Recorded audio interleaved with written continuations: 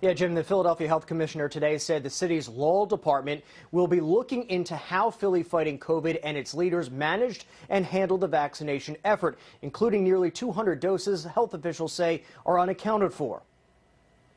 People won't trust this organization. Health Commissioner Dr. Tom Farley faced tough questions today about the city's relationship with one of its largest vaccination partners. The city cut ties with Philly Fighting COVID last night after learning the organization became a for-profit company with the ability to share and sell personal information without telling the city. In retrospect, we should have been more careful with this organization.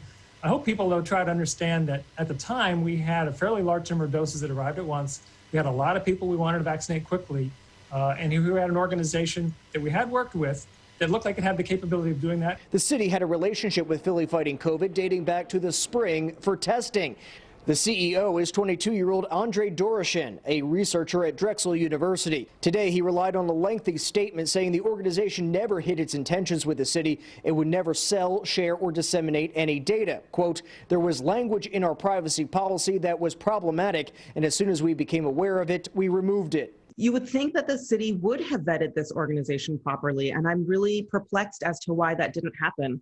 Nazia Kazi got her first dose from Philly Fighting COVID at the convention center and is waiting on her second. It is a little troubling to know that, the city seal was on all of these registration websites and forms that we filled out. It gave it a sense of legitimacy that now has been, yanked away.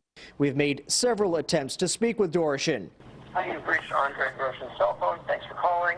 Straight to voicemail. The health department says it is working to find out what happened to as much as 193 missing doses provided to the organization. We're going to try to do what we can to find out if there were any missing doses. Brianna Ronco says she doesn't have any concerns about her information. She just wants to know what the city is going to do now. And I'd like the city to be more transparent about what their plan is with their doses and how they are going to have equitable distribution across Philadelphia's population.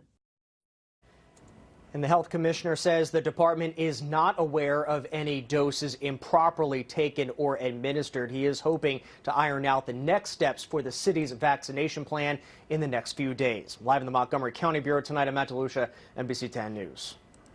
So if you were one of the thousands who provided information to Philly Fighting COVID, what's next? NBC10 spoke with Mike Bannon with the Bucks County Department of Consumer Protection. He says you should check your credit report for any discrepancies. Also, watch for any unusual medical bills. Bannon says there are other steps you can take to protect your personal information.